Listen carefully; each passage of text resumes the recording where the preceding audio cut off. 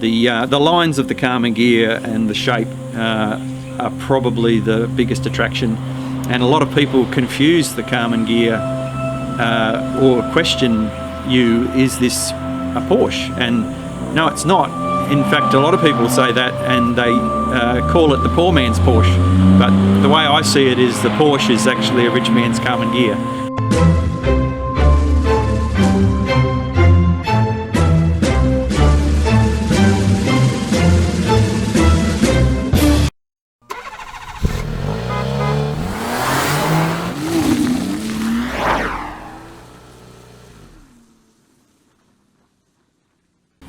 Hi, I'm David Butler, and this is my 1961 Karmann Ghia.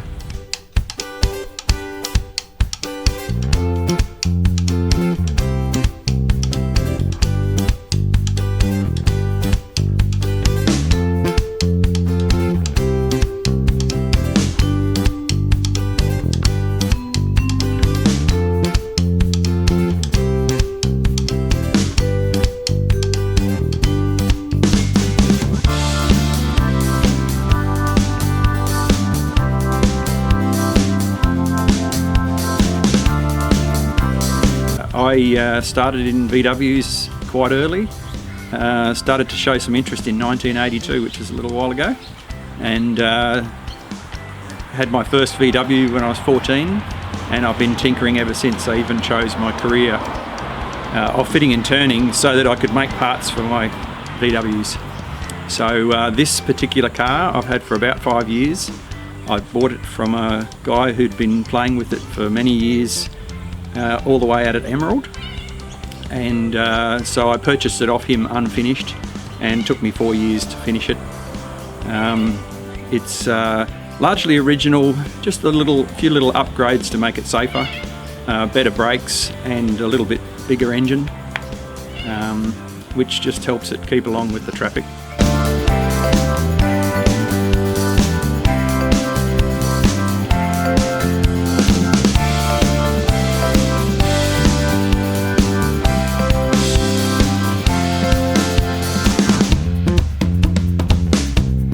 Karmann Ghias are quite interesting. They were brought out around 1955, and they're based on Beetle mechanicals, but because of their aerodynamic shape they had top speed around 5 miles an hour faster than the Beetle. But at the time they were a lot more expensive, probably 50% more expensive than a Beetle, so not many on the road. But this particular one is now back on the road, and from what I can gather, it's been off the road for around 30 years, so that's good to see it back in action.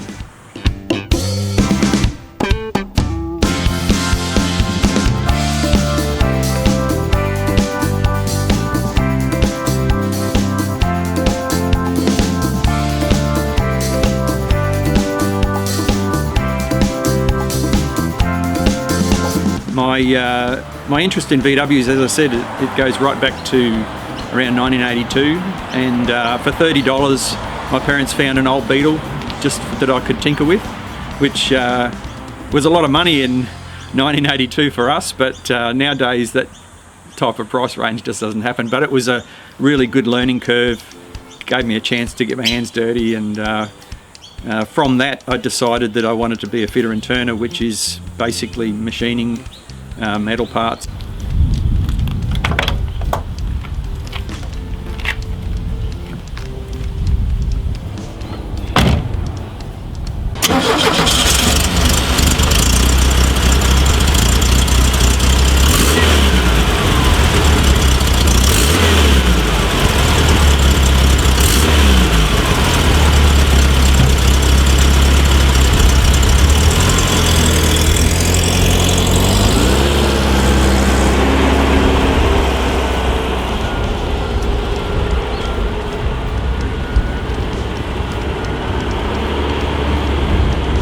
Once I'd finished my trade, around 91, I actually bought a Beetle hill climb car that was supercharged, and so I started racing that purely in the drags, and I still have that car, and I still raced it just last weekend. Nowadays it's normally aspirated and has a 3 litre engine with parts like the crankshaft, cylinders, flywheel that I made myself from scratch. In its supercharged state, it ran as quick as 9s at 147, which is pretty fast for a Beetle. And normally aspirated, it's run a 10.6 at just over 200 kilometres an hour. So it's quite a rocket. It does 0 to 100 kilometres an hour in 2.5 seconds. And at that, I'm in the end of second gear.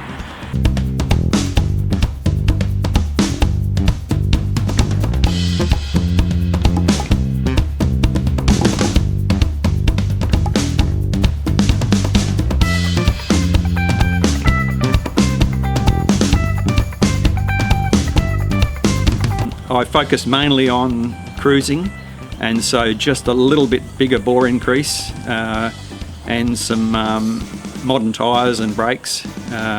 It really drives quite nicely, and it's a pleasure to drive.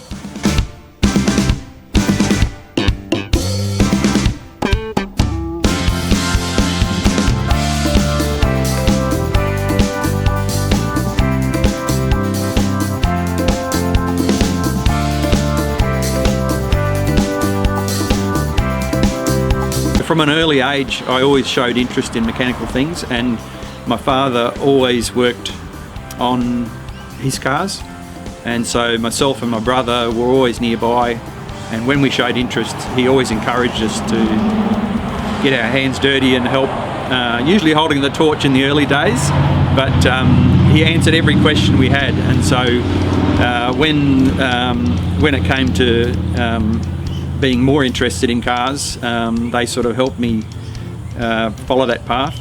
And I did like the VWs, probably because they were quite simple to work on, and you could make them into your own car as far as the style you wanted. There was so many different things. You could go from a beach buggy to a drag car to a circuit car to just a classic cruiser. And with very minor modifications, even with standard parts, you could make a very slow, poor handling car into something that was very good. You know, the basic mechanicals were there, and the design allowed you to customise or personalise the car to any purpose. And so when the opportunity arose, a friend had an old Beetle that he didn't want, and for $30 my parents bought it, and I just started playing with it and learning, and any questions my father always helped me with, and was there to assist and advise me on, and also a way to think about problem solving, which was a tool that I still use to this day with problem solving. So yeah, it was quite a good experience, and yeah, my father was always encouraging in that respect.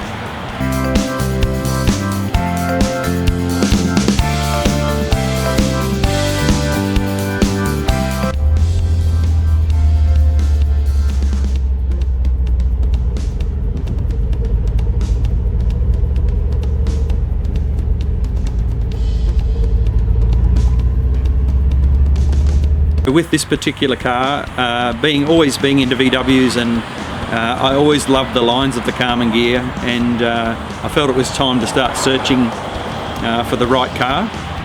Traditionally, because they were completely seam welded in their entirety before they were painted, rust is a problem, so finding a good car is difficult.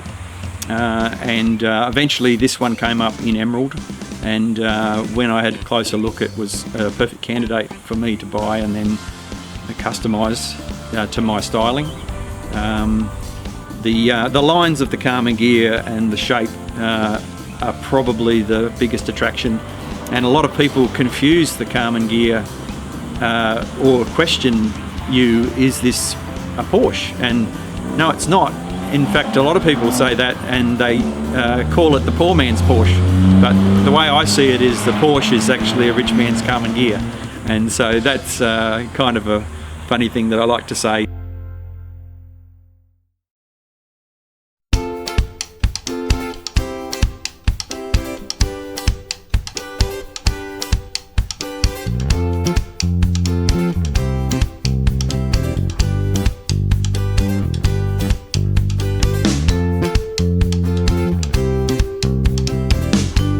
really do love the lines, and as you'll see later, the lines of the car going down the road, the styling from the early 50s, the Karmann factory and Ghia was the designer.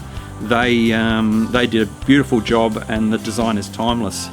So yeah, that's definitely probably one of the key things, and the advantage to that is having VW mechanicals. There's plenty of room for improvement and availability of parts.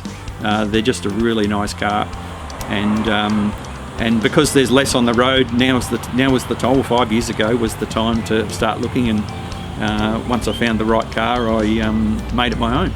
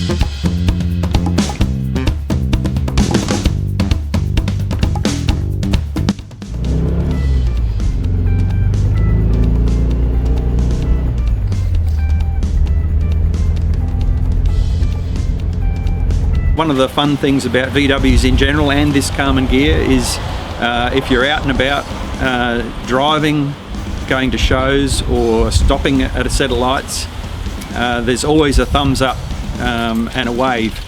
Nearly everyone you talk to has either had a VW or knows someone that's had a VW, and the Karmann Ghia, because of its lovely shape, it does a similar thing where it attracts people or people's eyes, and when they see it, even if they don't know what it is, you'll still get a thumbs up, and that's a great experience. So even with my drag car travelling, when you stop at a service station, the car's on a trailer, people want to know, has it got a Porsche motor in it? But the reality is it's a VW motor, and that's one of the other advantages with VWs. They respond so well to performance that with very little effort they can exceed the power the Porsche had originally, and still have that original design and sound that they all have, you know. So it is a good experience, and even with modern cars now and the comfort they have, it's still good to hop in your VW once a week and just do a quick drive around and enjoy the experience.